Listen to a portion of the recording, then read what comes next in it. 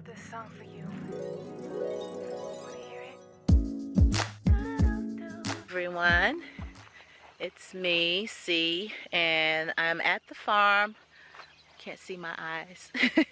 I'm at the farm. It is early morn, or as my grandma would say in Alabama, it's faux day.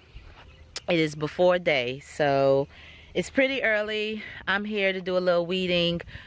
Meeting a plumber here this morning because it's time for us to upgrade our plumbing so that we can start work on the cabin. But let's just take a walk around, show you around the place, because y'all remember, you know, a year ago, less than a year ago, there was nothing here but that well, and that's it. So we're about to prep this field over here. We're gonna plant some buckwheat over here, and we have this silage tarp that's out here prepping this area for fall food crop. We've determined that the fenced in area will only contain ingredients for our teas, so it's our tea garden. And let me just say, y'all, that me and my son-in-law Josh built this whole fence.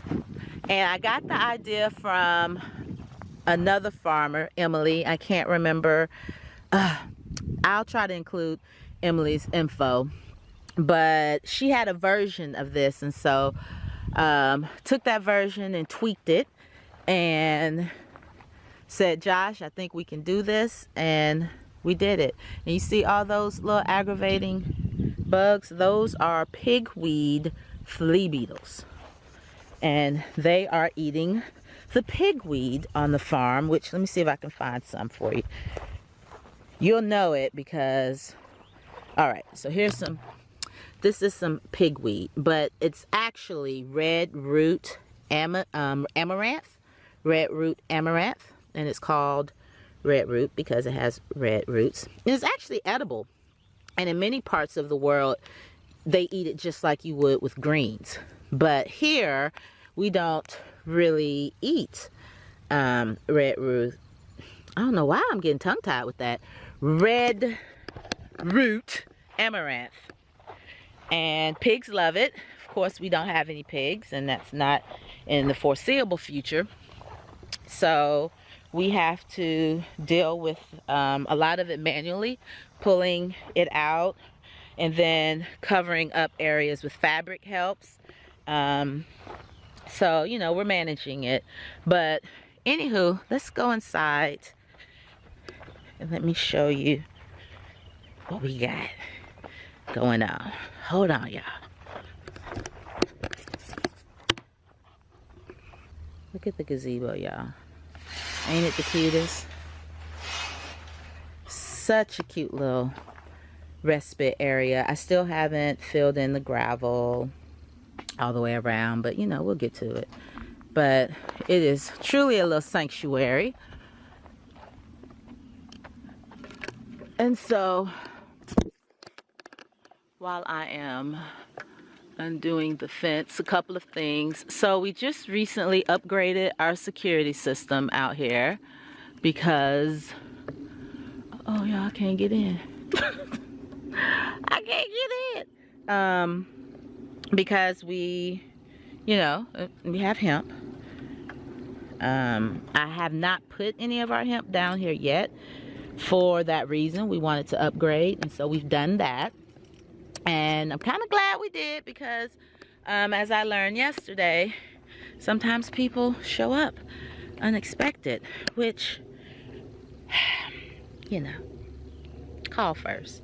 I always suggest that you call first. We're not, you know, open to the public. And so I'm very protective of my family. We're in a pandemic right now, so just, you know, call first. And we'll see. But anyway, that's not what I came to show you. I want to show you where we are right now. So I'm also going to check and make sure they don't seem to be hurting. All of these flea beetles don't seem to be hurting my basil or my hibiscus, which I'll show you in a moment. This here is holy basil, Tulsi, and that is the other primary ingredient in our Brenda's Balm tea. And then over here is roselle, also referred to as hibiscus roselle, and this is an ingredient for a future tea blend. The hemp we are actually going to bring down. It's a bit late to be transplanting it, but we're fine. We're fine. We've learned a lot of lessons. We've really taken our time to figure some stuff out, you know. Even when you come into farming from a farming background, farming medicinal plants, farming hemp, you know, it's different, and you have to give yourself some time to learn and not to try to jump into it like, you know, first year out the gate I'm gonna plant, you know, 1,000 acres. For most people, if you're a small farmer, one, you're not gonna have 1,000 acres, but even a skilled farmer, you know, take your time. Anywho, enough of that. So what we're gonna do now is, not right now, but our next move is to cover these with fabric.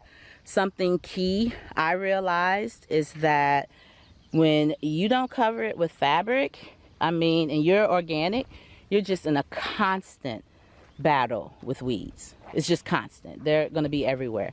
And some of them are really problematic. Like, let me show you one of our really here she is right here. And she doesn't have her beautiful flowers. She's over here with the amaranth. But this right here, this beauty with these heart-shaped leaves has the most vivid, beautiful flowers. And it's morning glory, but it is also known as bindweed because what she does is she has a nice little vine here, and she literally wraps around a plant and chokes it. So I have to go through and make sure, and I've pulled a lot of bindweed off of my plants, because she'll come in up under here and love it to death. And yeah, so she's a problem, or not a problem. We just, you know, we just have a different way of seeing eye to eye. This holy basil's so beautiful. And then we got some watermelon over there. We're gonna move all food out, like I said. Something has been eating my hibiscus. You see all these gap areas with these rocks. There was one right there. There was one right there. So something's been eating them. We thought it was deer, but could possibly be groundhogs. I don't know, but they took out most of this one. There's one little pitiful plant down here. Look at him by his lonesome. And I have some more that I could transplant, or I might just leave where they are. So here's a row I haven't weeded, and I'm gonna get to this, but look, see how, look at her. See her? See her? She already reaching out. So that's what they do. And of course they want this particular location because, you know, they got water. So, all right, this is enough talking. Oh, let me show y'all. Well, no, I won't show you a watermelon right now because I'll keep talking. And I need to try to do a little work while it's cool and before the plumber gets here, because I gotta go back home because I gotta work my career job. I know at times when I talk to people, I can tell they think that I'm a farmer full time and I do this full time. No, I don't do this full time. I do this early mornings, late evenings, and all weekends. I push 7-day work weeks. I mean, that's just my norm while we're building this up. So what we have right now, we're especially proud of, because we have been doing some really, really long weeks.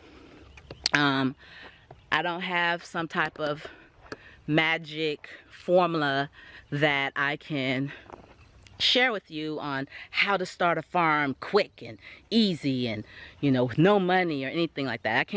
I can't do that, but I do love sharing how we've been able to build this.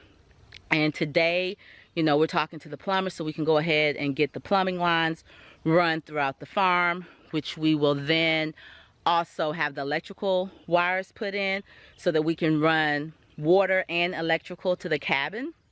And that's huge. That's a huge conversation to have, because it ups our capacity on this farm just tremendously as far as irrigation is concerned, as far as getting the greenhouse fully up and running, because we now have electrical and water specifically going there. You know, like, that's so big. And it's taken hard work. I'm out here working. It's taken some creativity. It's taken investment. It's taken humility, because I've learned a lot of hard lessons. But, you know, most importantly, it's taken perseverance. And you've got to start somewhere. So I am all for helping people who want to start a small farm. I understand if you're still working. My goal is not even to stop what I do. I love what I do professionally. My goal is to create positions that if my children want to work for our family business, they can. You know what I mean? That's what I want to do. I'm good. I don't need to right now put the stress of trying to support me on the business, especially because I'm at a certain level that would be incredible stress, especially if they're trying to like replace salary or whatever. I love what I do, so there's no need for that. But I'm out here every weekend. I'm out here doing 7-day weeks and 80-hour weeks sometimes, because I'm building for my family. That's my why. So yeah, all right, I'm rambling. Let me go in here and start doing a little weeding and mulching.